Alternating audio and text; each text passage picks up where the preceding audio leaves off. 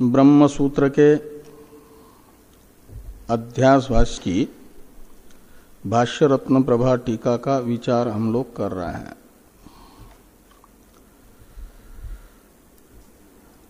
अध्यास समाधान भाष्य की व्याख्या रूप टीका में विचार हो रहा है।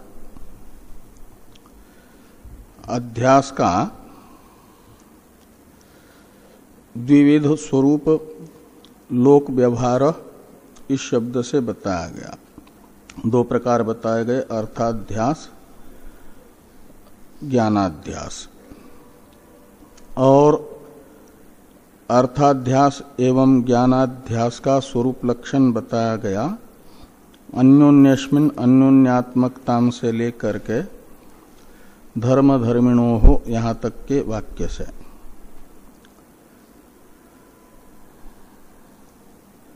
जो परस्पर अत्यंत भिन्न है,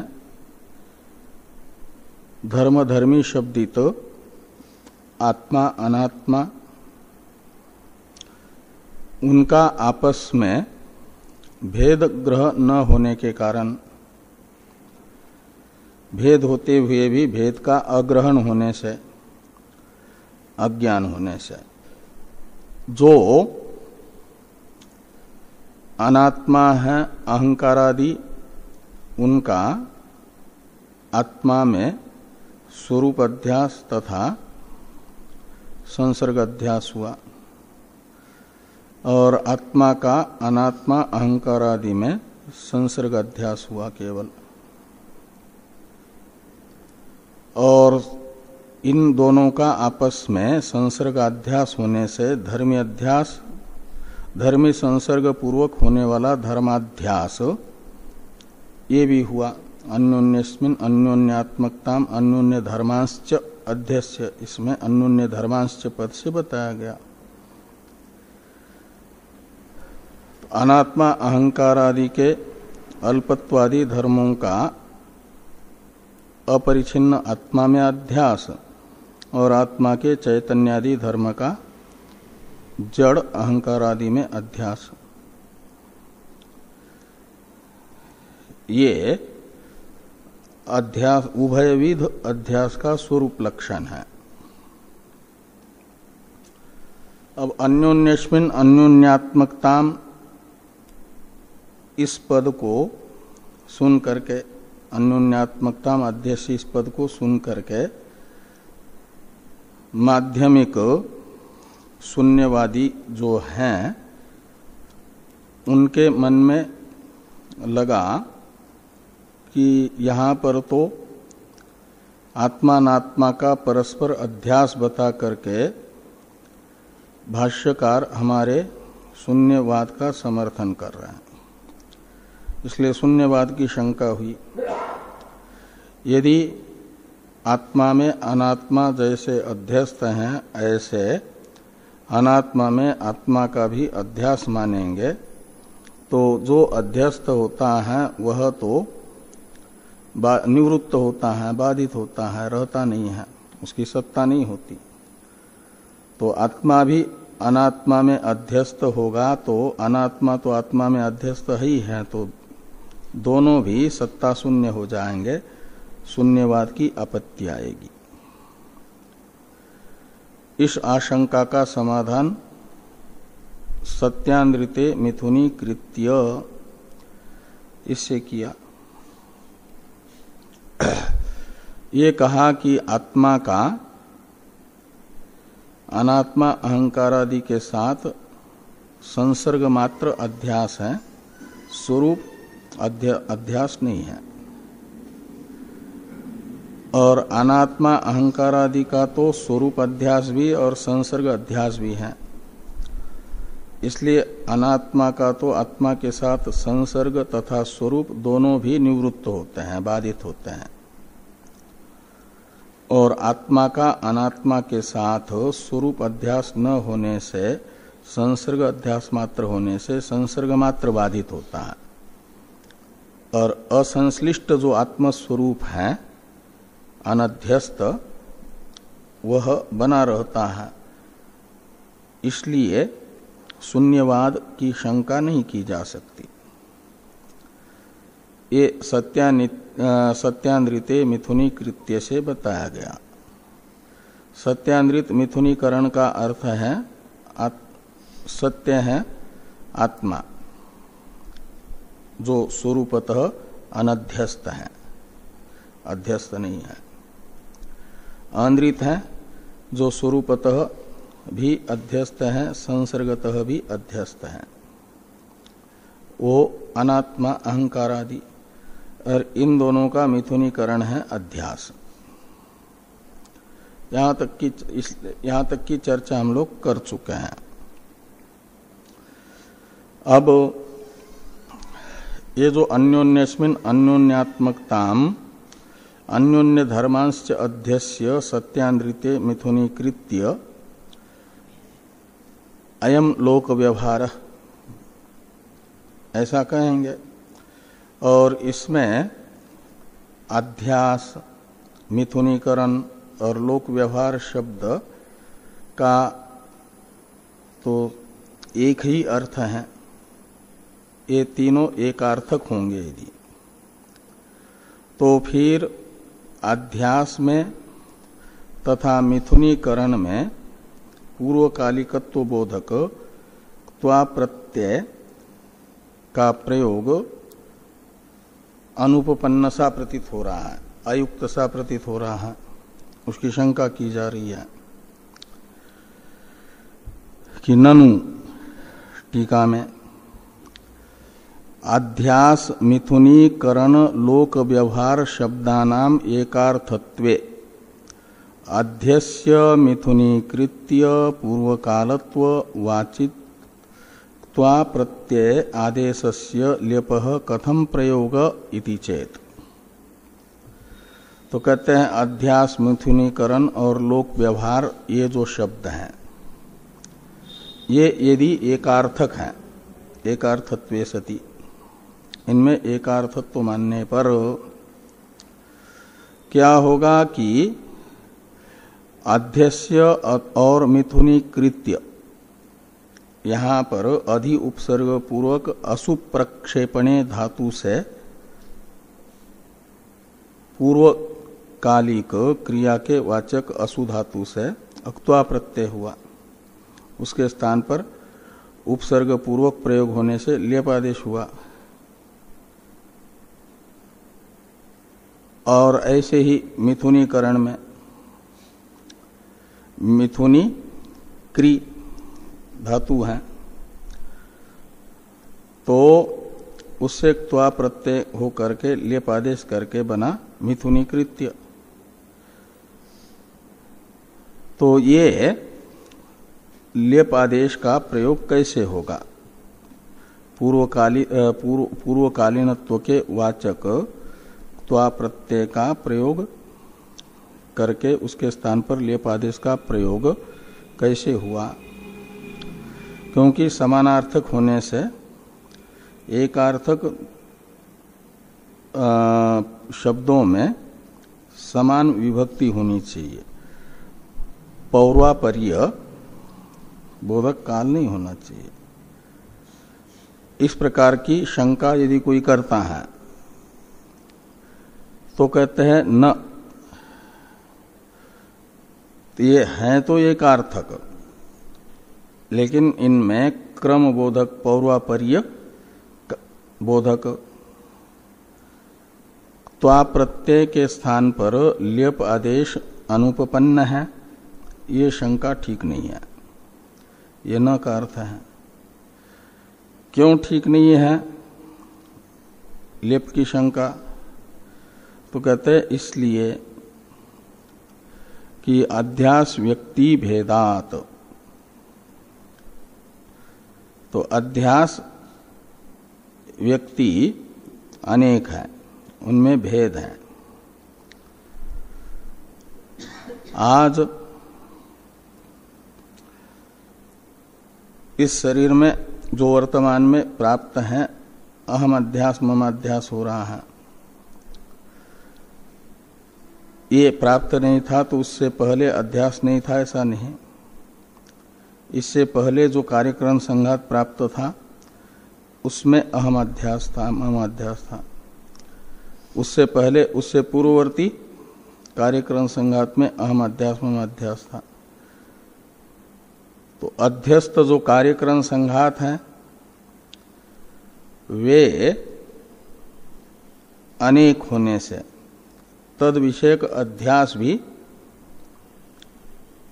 ज्ञानाध्यास भी अनेक है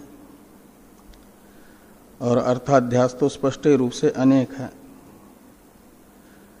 तो अध्यास व्यक्ति के भिन्न भिन्न होने से कुछ अध्यास व्यक्ति पूर्वकालिक है, कुछ अध्यास व्यक्ति वर्तमान कालिक है।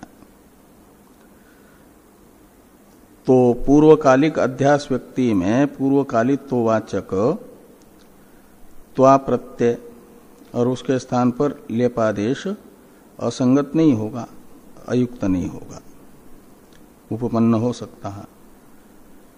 इस अभिप्राय से कहा अध्यास व्यक्ति भेदात न, यानी लेप का प्रयोग अनुपपन्न नहीं है। पूर्व अध्यास व्यक्ति का परामर्शक मिथुनीकरण तथा अध्यास शब्द से त्वा प्रत्यय होकर के धातु से उसके स्थान पर लेप आदेश हुआ। इसलिए अध्यस्य और मिथुनी कृत्य में लेप प्रयोग उपपन्न ही है, सिद्ध ही है, ये कहा।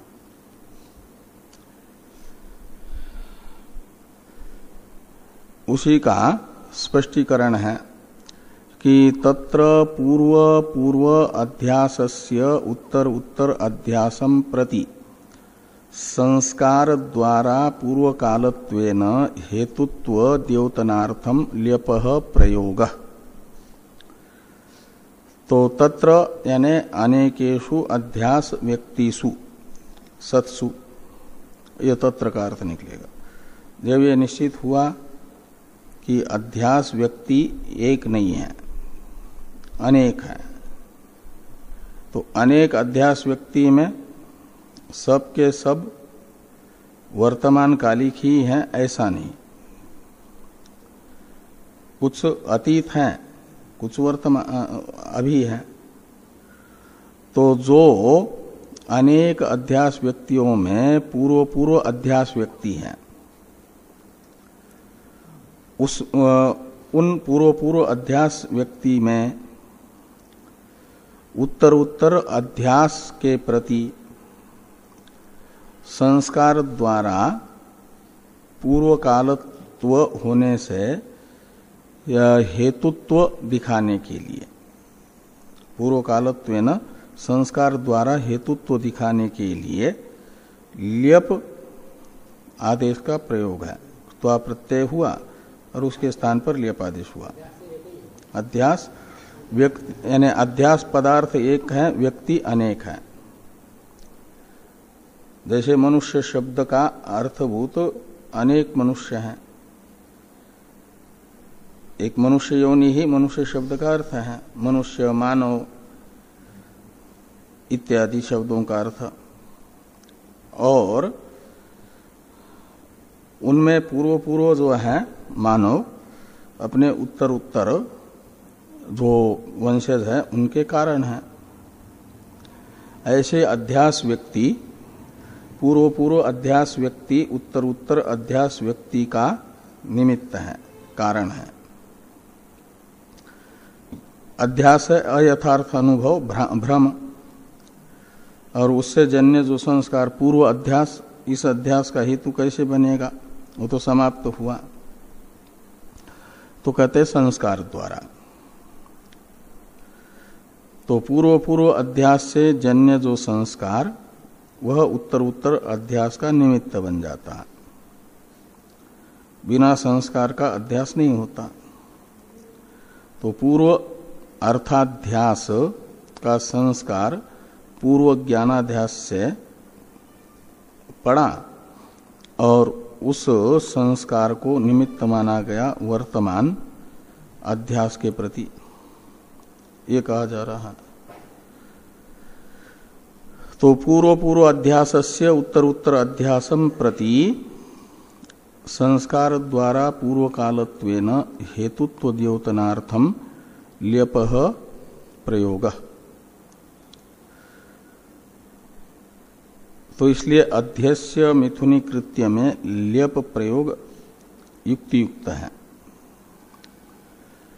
अब तदेव स्पष्टयति, पूर्व अध्यास उत्तर उत्तर अध्यास के प्रति संस्कार द्वारा निमित्त हैं। ये जो ल्यप प्रत्यय के द्वारा द्योतित हुआ उसी को नैसर्गिक शब्द का प्रयोग करके भाष्यकार भगवान स्पष्ट कर रहे हैं। ल्यप प्रत्यय के द्वारा द्योतित अर्थ का स्पष्टीकरण करने के लिए नैसर्गिक पद का प्रयोग है। इस अभिप्राय से नैसर्गिक पद का अवतरण लिखते हैं तदेव स्पष्टयति। तो वहीं पर बैठिए। तो तदेव स्पष्टयति, तो उसे ही स्पष्ट करते हैं का मतलब पूर्व अध्यास संस्कार द्वारा उत्तर उत्तर अध्यास में कारण बनता है, इसे स्पष्ट करते हैं। नैसर्गिक इति, तो नैसर्गिक इति इसकी टीका को देखिए। प्रत्यग आत्मनि हेतु हेतुमत भावेन अध्यास प्रवाहो अनादि इत्यर्थ। तो प्रत्यग आत्मनि हेतु हेतुमत भावेन अध्यास प्रवाहो अनादि, तो ये जो प्रत्यग आत्मा है स्वरूप, उसमें हेतु हेतुमत भाव से अध्यास प्रवाह अनादिकाल से हैं, ये नैसर्गिक शब्द बता रहा है। इत्यर्थ यानी नैसर्गिक इस शब्द का अर्थ है अध्यास अनादि है। प्रत्येक आत्मा रूपी अधिष्ठान में हेतु हेतुमत भाव से अध्यास अनादि है। हाँ, यद्यपि अध्यास व्यक्ति तो साधी है, इसलिए तो उसका निमित्त बताया जा रहा है। जिसका निमित्त होता है वो तो साधी होता है।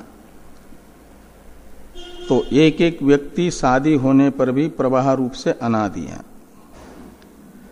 जैसे बीजांकुर प्रवाह रूप से अनादि है, ऐसे अध्यास को भी कहा जा रहा है हेतु हेतुमत भाव रूप से अनादि। उत्तर उत्तर अध्यास कार्य है, पूर्व अध्यास कारण है। कार्य कहते हैं हेतुमत, शब्द का अर्थ है कार्य, और हेतु कहते हैं कारण को। तो हेतु हेतुमत भावेन यानी कार्य कारण भावेन अध्यास अनादि है। हाँ, पूर्व अध्यास कारण, उत्तर उत्तर अध्यास कार्य। सबसे पहला कौन है ये नहीं कहा जाएगा। अनादि में जो प्रवाह रूप से अनादि होता है उसका ऐसे ही होता है। तो एक शंका है, ननु प्रवाहस्य अवस्तुत्वात् अध्यास व्यक्तिनाम सादित्वात् कथम अनादित्वम इति चेत। तो आप कह रहे हो कि प्रत्येक आत्मा में अध्यास प्रवाह अनादि है, लेकिन प्रवाह नाम की कोई चीज तो है नहीं, वस्तु तो है नहीं। वो प्रवाहिका, प्रवाही को हटा दे यदि, तो प्रवाह क्या है? जो जल है बहा हुआ और पीछे से जो आ रहा है उन्हें कहा जाएगा प्रवाही। तो आगे जाने वाला जल, तुरंत उससे पीछे से आने वाला जल, ये जो दोनों प्रवाही हैं, इसको छोड़ करके प्रवाह कोई अलग चीज थोड़ी है, स्वतंत्र वस्तु। तो इसलिए कहते हैं कि प्रवाहस्य अवस्तुत्वात्, प्रवाह नाम की कोई वस्तु प्रवाही से अलग नहीं है। और प्रवाही यहां पर अध्यास व्यक्ति है। जलधारा में जल है प्रवाही, अध्यास प्रवाह में प्रवाही है अध्यास। और वो अध्यास व्यक्ति जो प्रवाही हैं वे तो सादी हैं, उनका तो निमित्त है संस्कार।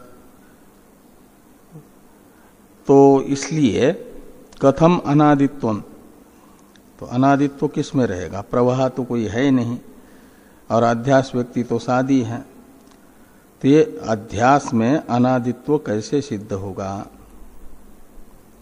ये शंका हुई।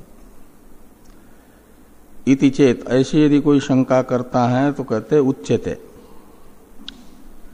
अध्यास के अनादित्व को बताया जाता है। कार्य का अनादित्व का स्वरूप ये है जो बताया जा रहा है।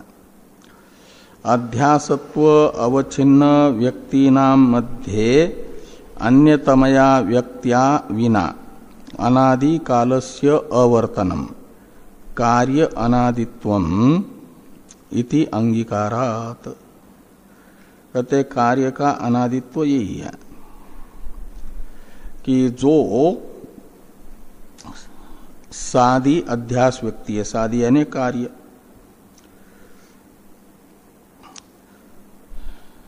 तो सभी अध्यास कार्य रूप है। तो कार्य रूप अध्यास जितने भी हैं उन सब में एक धर्म रहता है अध्यासत्व। और अध्यासत्वावच्छिन्न व्यक्ति शब्द का अर्थ हुआ समस्त अध्यास। मनुष्यत्वावच्छिन्न व्यक्ति कहने से समस्त मानव लिए जाते हैं, मनुष्य मात्र। जिनमें जिनमें मनुष्यत्व रहता है वे सब, तो मनुष्यत्व हर एक मनुष्य में रहेगा, अतीत मनुष्य में भी रहेगा, वर्तमान में भी रहेगा, आने वाले में भी रहेगा। ऐसे ही अध्यासत्व धर्म अतीत अध्यास में भी था, वर्तमान अध्यास में भी है, पूर्व अध्यास में भी रहता है, उत्तर अध्यास में भी रहता है। तो अध्यासत्व अवच्छिन्न व्यक्ति कहने से समस्त अध्यास विशिष्ट व्यक्ति लिए गए, पूर्वोत्तर सब। उन समस्त अध्यास व्यक्तियों में जो अन्यतम व्यक्ति है, तो अन्यतम कहा जाता है अनेकों में से हर एक को, हाँ, बहुतों में से एक, वो हुआ अन्यतम व्यक्ति। वो हर एक अध्यास रहेगा। और उस अन्यतम व्यक्ति के बिना अनेक अध्यास व्यक्तियों में से किसी न किसी एक व्यक्ति के बिना अनादि काल का न रहना, अवर्तनम। वर्तनम का तो अर्थ होता है रहना, अवर्तन का अर्थ रहेगा न रहना। पूर्व पूर्व आप जाते जाइए अनादि काल में, उस पूर्व पूर्व काल का अनेक अध्यास व्यक्तियों में से किसी न किसी एक अध्यास व्यक्ति के बिना सिद्ध न होना, अवस्थित न होना काल का, ये कार्य का अनादित्व है। का मतलब कोई न कोई अध्यास रहेगा ही। ऐसा कोई आप अतीत में जितने भी पूर्व में जाते जाओ, अनेकों खरब वर्ष पूर्व, लेकिन अध्यास व्यक्ति एक न एक रहेगा ही। यही अध्यास का अनादित्व है। अध्यास के बिना काल का न होना। काल है तो अध्यास का रहना, ये अध्यास का अनादित्व है। तो ये कहते हैं अध्यासत्वावच्छिन्न व्यक्तीनां मध्ये अन्यतमया व्यक्त्या विना अनादि कालस्य अवर्तनम कार्य अनादित्वम इति अंगीकारात्। ऐसा अंगीकार करने से ये तेन कारणाभावात् इति कल्पो निरस्त।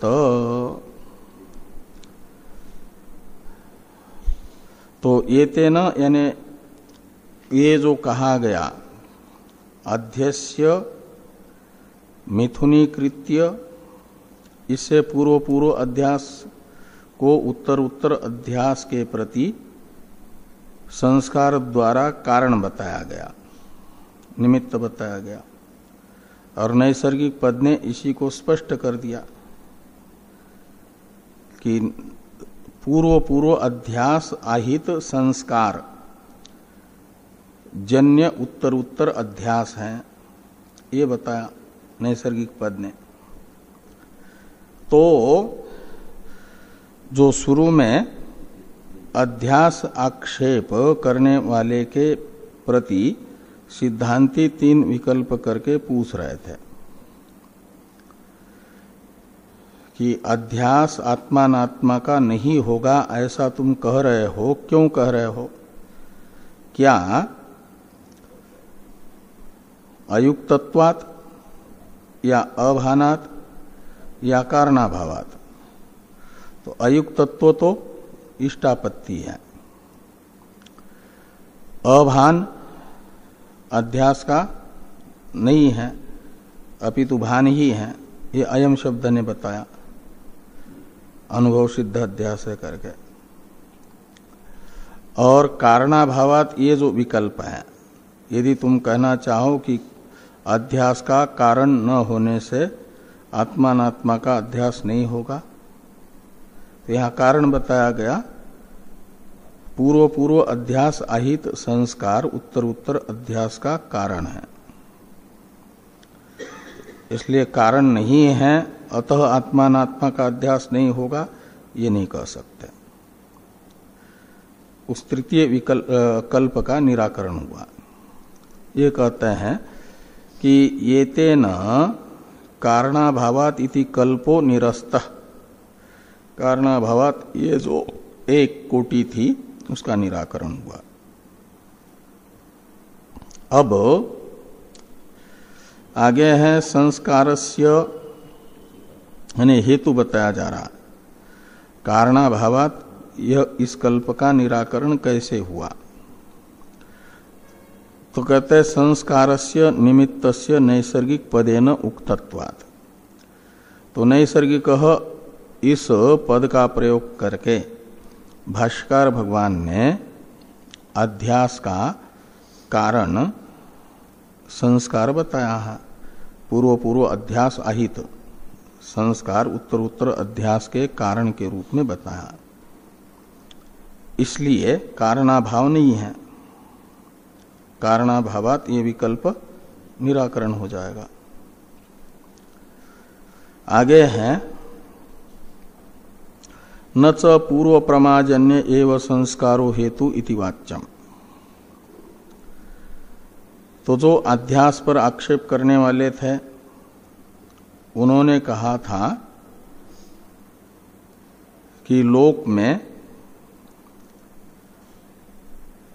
अधिष्ठान सामान्य और अध्यस्त विशेष के एकत्व को विषय करने वाली प्रमा से आहित संस्कार इदम रजतम इत्यादि में निमित्त देखे जा रहे हैं। संस्कार मात्र निमित्त नहीं, पूर्व पूर्व प्रमा अहित संस्कार उत्तर उत्तर अध्यास का निमित्त है। तो प्रमा का अर्थ है यथार्थ अनुभव। तो यथार्थ अनुभव जन्य संस्कार अध्यास का निमित्त बनेगा, ये पूर्व पक्षी ने कहा था। और आत्मानात्मा का एकत्व विषयक यथार्थ अनुभव नहीं होगा, इसलिए कि आत्मानात्मा तो एक दूसरे से भिन्न भिन्न है, अत्यंत विरुद्ध है, अत्यंत भिन्न व्यक्ति है ये दोनों, उनका वास्तविक अभेद है ही नहीं। तो वास्तविक एकत्व को विषय करने वाला ज्ञान तो माना जाएगा आत्मानात्मा का एकत्व विषयक यथार्थ अनुभव, और उससे आहित संस्कार ये उत्तर अध्यास का कारण बनेगा। लेकिन आत्मानात्मा का तो वास्तविक एकत्व है ही नहीं, आप कल्पित भेद मानते हो, वास्तविक क्या नाम वास्तविक भेद मानते हो आत्मानात्मा का, और अहम मनुष्य इत्यादि में कल्पित अभेद मानते हो, वास्तविक नहीं।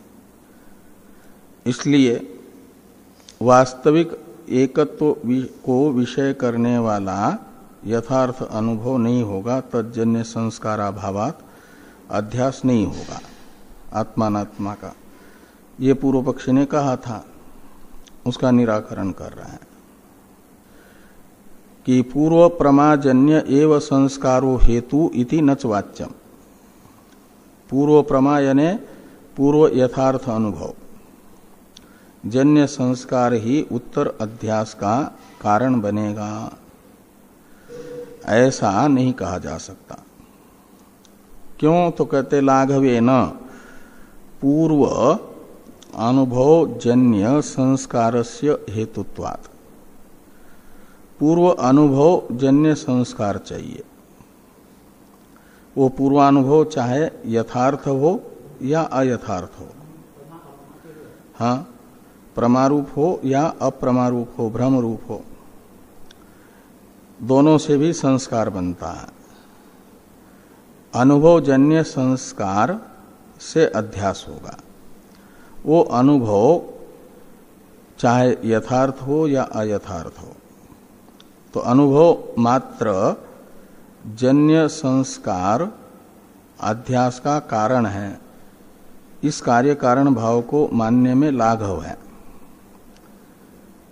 और प्रमा यानी यथार्थ अनुभव जन्य संस्कार अध्यास का कारण है, ये मानने में गौरव है।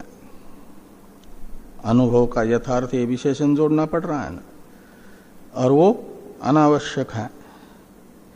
इसलिए लाघवात पूर्व अनुभव जन्य संस्कार अध्यास का कारण है, यही कार्य कारण भाव होगा। पूर्व पक्ष का कार्य कारण भाव प्रमा अहित संस्कार अध्यास का कारण है, ये गौरवग्रस्त है, उसमें गौरव दोष है, ये बताया।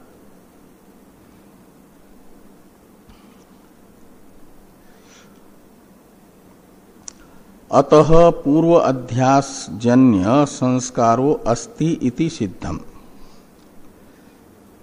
तो नैसर्गिक इत्यादि पद ने ये स्पष्ट किया कि पूर्व अध्यास यानी अयथार्थ अनुभव से जन्य संस्कार ये अध्यास का कारण विद्यमान है।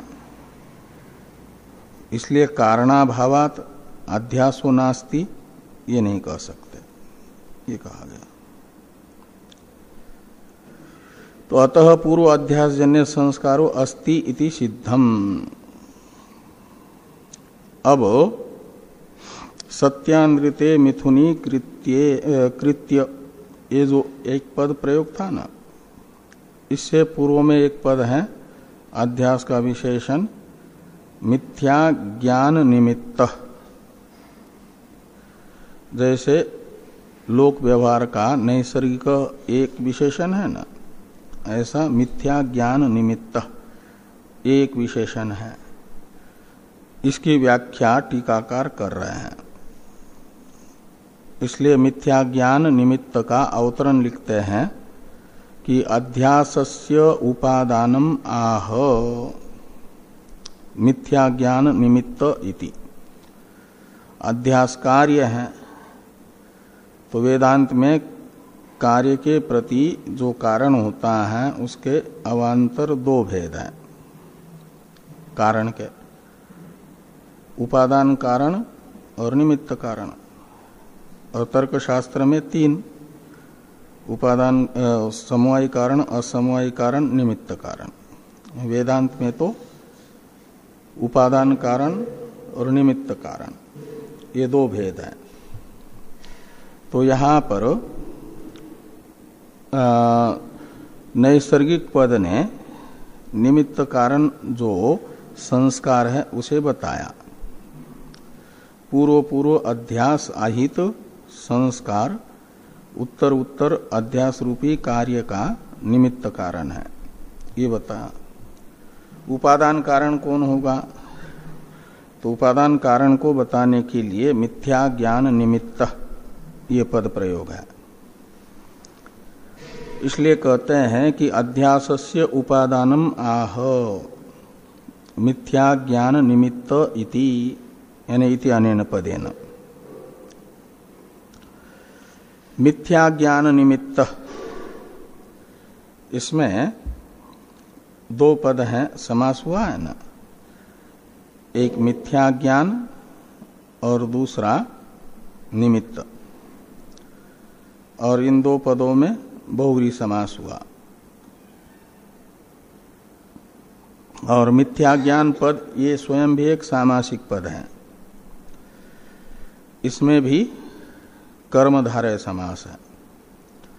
तो पहले कर्मधारय समास मिथ्या और अज्ञान इन दो पदों में होकर के एक मिथ्या ज्ञान शब्द बना, और फिर मिथ्या ज्ञान शब्द का निमित्त पद के साथ बहुव्रीहि समास हुआ। तो इसे कहा जाता है कर्मधारय गर्भ बहुव्रीहि समास। बहुव्रीहि समास के गर्भ में अंदर कर्मधारय समास है। तो पहले कर्मधारय समास जो है मिथ्या अज्ञान में, मिथ्या और अज्ञान इन दो पदों में, उसका विग्रह करते हैं टीकाकार।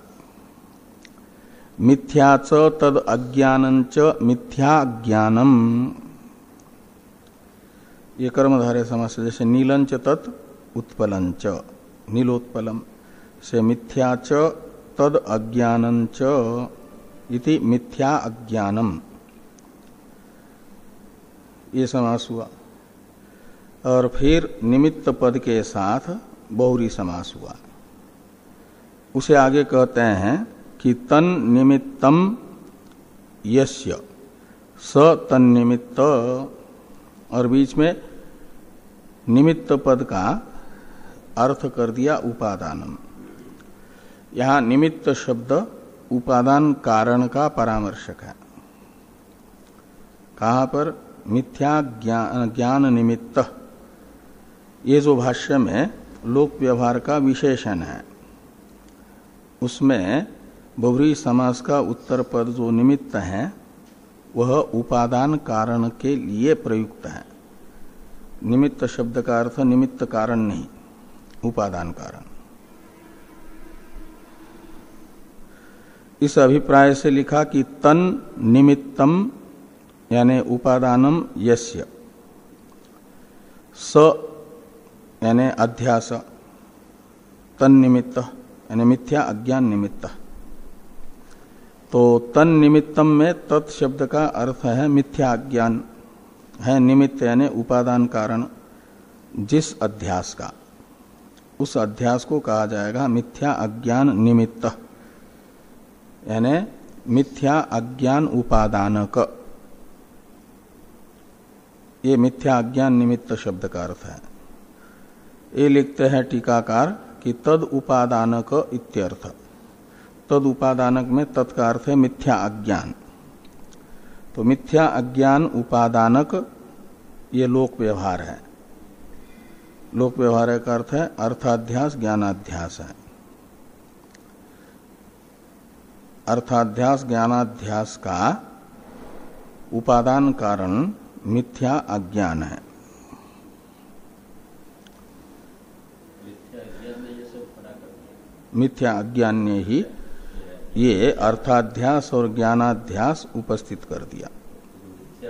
हाँ, उसी ने सब कर दिया, मिथ्या नहीं। और जो हुआ वो भी मिथ्या ही हुआ। स्वप्न में मिथ्या अज्ञान ही है। हाँ हाँ, सभी। तो स्वप्न में मिथ्या अज्ञान ही सब कुछ उपस्थित कर देता है। ऐसा ही जागृत में मिथ्या अज्ञान ने यानी माया ने ही सब कुछ उपस्थित कर दिया। मायांतु प्रकृति विद्यान मायनंतु महेश्वरम। तो प्रकृति यानी उपादान कारण, माया है यानी माया का अर्थ है अविद्या, अविद्या यानी अज्ञान, प्रकृति यानी उपादान कारण है। उसी को मिथ्या अज्ञान निमित्त इस पद से कहा जा रहा है, मायांतु प्रकृति विद्यात को।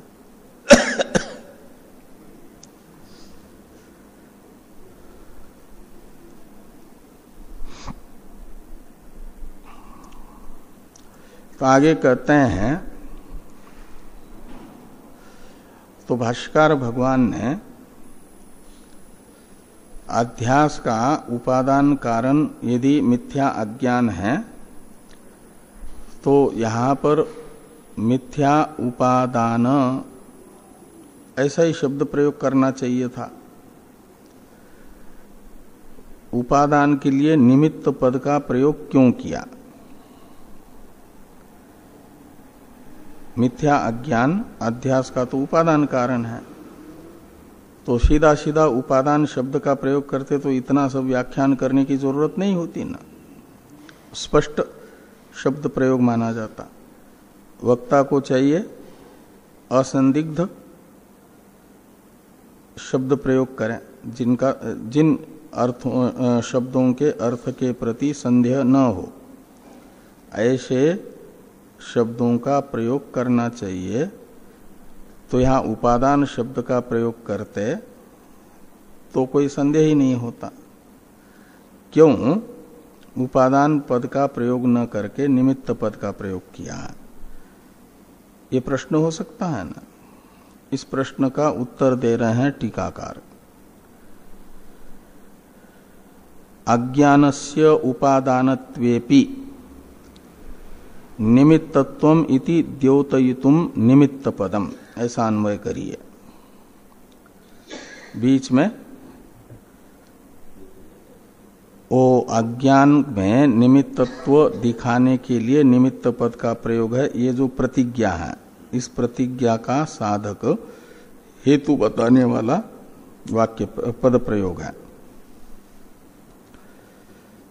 तीन हेतु बताए जा रहे हैं। प्रतिज्ञा को पहले ध्यान में लीजिए, जो वाक्य के समाप्ति में है ना, निमित्त पदम, निमित्तत्वम इति द्योतयितुम निमित्त पदम, इसके साथ अन्वय करिए शुरू वाले पद प्रयोग का। अज्ञानस्य उपादानत्वेपि निमित्तत्वम इति द्योतयितुम निमित्त पदम, ऐसा ये प्रतिज्ञा वाक्य होगा। जब भाष्यकार भगवान को यह मालूम है कि मायांतु प्रकृतिम विद्यान, यह श्रुति अध्यास का उपादान कारण माया शब्दित मिथ्या अज्ञान को बता रही है श्रुति, तो यहां पर भी मिथ्या अज्ञान उपादानक ये शब्द प्रयोग करते हैं। क्यों निमित्त पद का प्रयोग किया? तो कहते हैं अज्ञानस्य उपादानत्वेपि निमित्तत्वम इति द्योतयितुम निमित्त पदम। अज्ञान यद्यपि अध्यास का उपादान है, उसमें अध्यास उपादानत्व है, तो भी अज्ञान में ही निमित्तत्व भी है। ये द्योतयितुम, द्योतन करने के लिए निमित्त पदम, निमित्त पद का प्रयोग किया है। हाँ हाँ, तो अज्ञान में उपादानत्व तो है ही है, तो निमित्तत्व भी है, यह द्योतित करने के लिए यहां पर निमित्त पदम यानी निमित्त पद का प्रयोग है। तो भाष्य में है क्या नाम टीका में आगे इसी प्रतिज्ञा की सिद्धि में 3 हेतु बताए जा रहे हैं। पहला हेतु है संस्फुरत आत्मतत्व आवरकतया दोषत्वेन, ये तृतीयांत एक हेतु है। ये जो अज्ञान है यानी अज्ञानस्य दोषत्वेन निमित्तत्वम, अज्ञान दोष रूप होने से निमित्त भी है। तो दोष रूप कैसे है? तो कहा कि जो संस्फुरद आत्मतत्व है यानी भासमान आत्मस्वरूप है, उस भासमान आत्मस्वरूप का आवरक है अज्ञान का तमह अंश, आवरणात्मक है ना। तो वह आवरक होने के कारण अज्ञान में आवरण शक्ति भी है। तो आवरण शक्ति से युक्त जो अज्ञान वह भासमान आत्मस्वरूप का आवरक होने से दोष रूप हो गया। आवरकतया दोषः, वो दोष हुआ, इसलिए उसमें दोषत्व रहेगा। अज्ञान को दोष भी कहा जा रहा है। वो दोष क्यों है कि भासमान आत्मस्वरूप का आवरक है। आवरण एक दोष माना जाता है, 3 दोष माने जाते हैं ना चित्त में, मल विक्षेप आवरण। तो आवरण अज्ञान ही है, वो आवरण रूप होकर के दोष है और दोष को माना जाता है निमित्त कारण। तो दोष रूप होने से निमित्त कारण हुआ। तो अज्ञानस्य संस्फुरद आत्मतत्व आवरकतया दोषत्वेन, अज्ञान में दोषत्व का हेतु है आवरकतया, आवरकता होने से दोष रूपता है और दोष रूपता होने से निमित्तत्व है। उपादान तो है ही है, निमित्त भी है दोष रूप होने से। एक हेतु हुआ। दूसरा हेतु बताया जा रहा है अहंकार अध्यास कर्तुहु ईश्वरस्य उपाधित्वेन। तो अहंकार का कर्ता, अहंकार अध्यास का कर्ता जो ईश्वर, उस ईश्वर की उपाधि भी अज्ञान है, माया। माया अज्ञान यानी माया, और वह ईश्वर की उपाधि है। अहंकार को किसने बनाया है? अहंकार, ये जो अर्थाध्यास रूप अहंकार है, ये अहंकार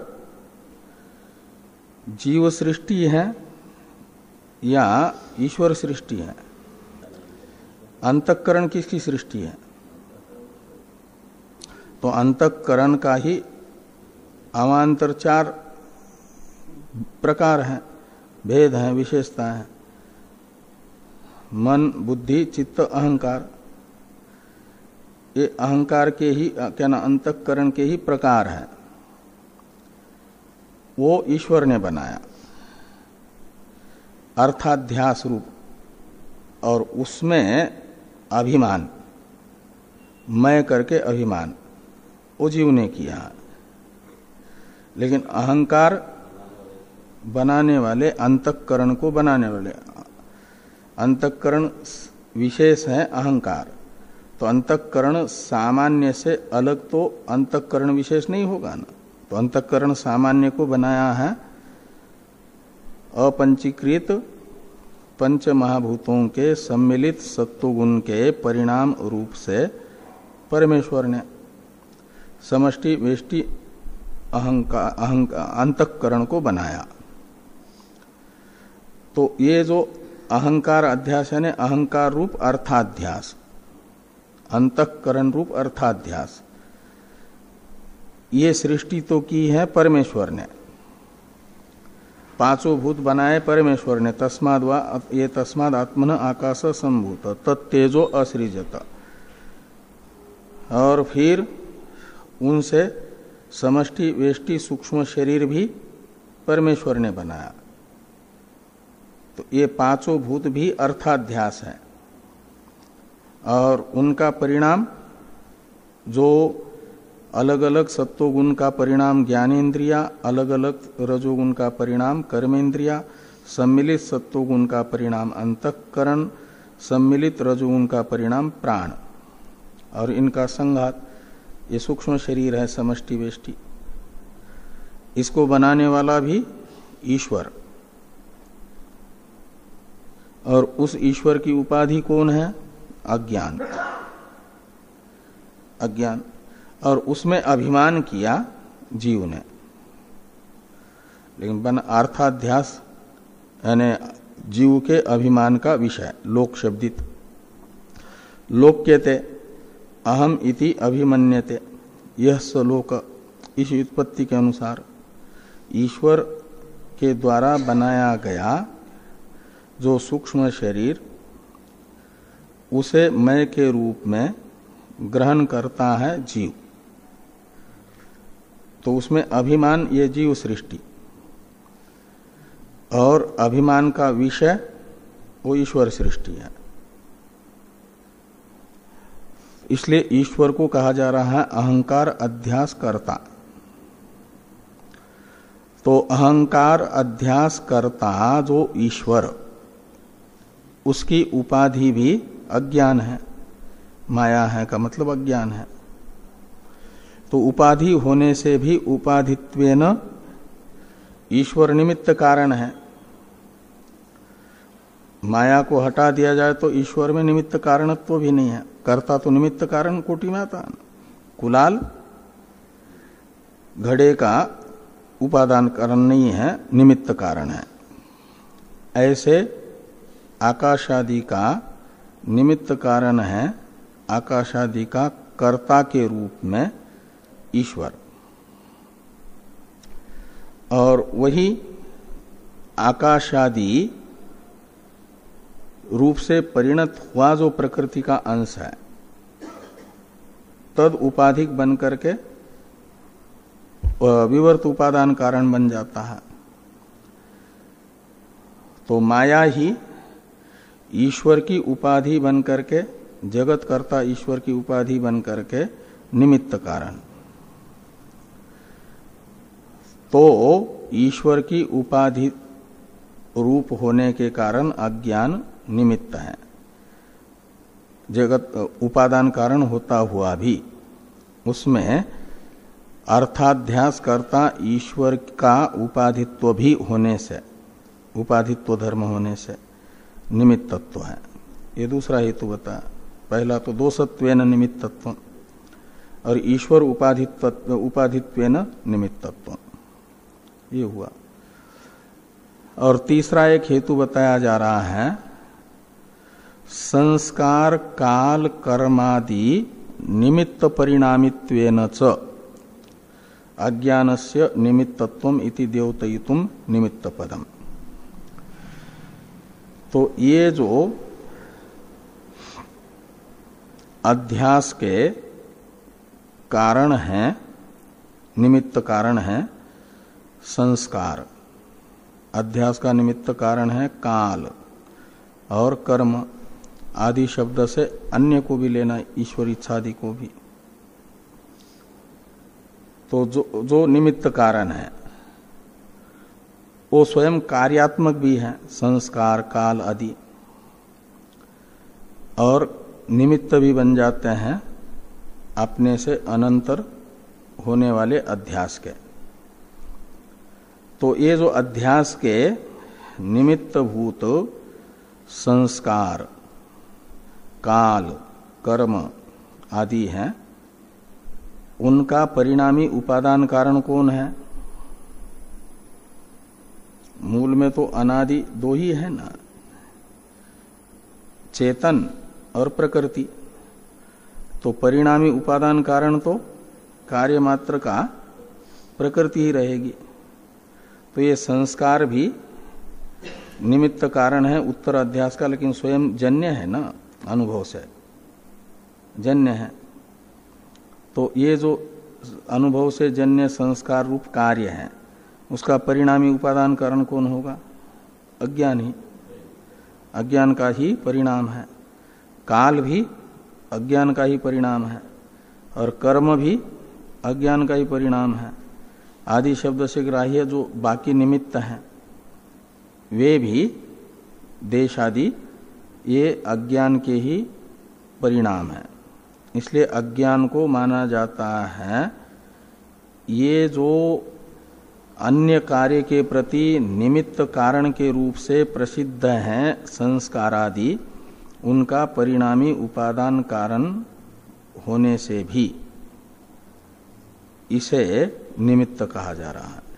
निमित्त का परिणामी होने से निमित्त है। तो ये तीन हेतु से अज्ञान में निमित्तत्व भी है। एक तो दोष होने के कारण निमित्त है, दोष रूप होने से। आवरकतया दोष रूप है। दोष रूप क्यों है? तो आवरक होने से, और दोष रूप होने से निमित्त है। दूसरा वो अहंकार आदि जो अर्थाध्यास है, उसका कर्ता जो परमेश्वर, उसकी उपाधि रूप होने से भी निमित्त है।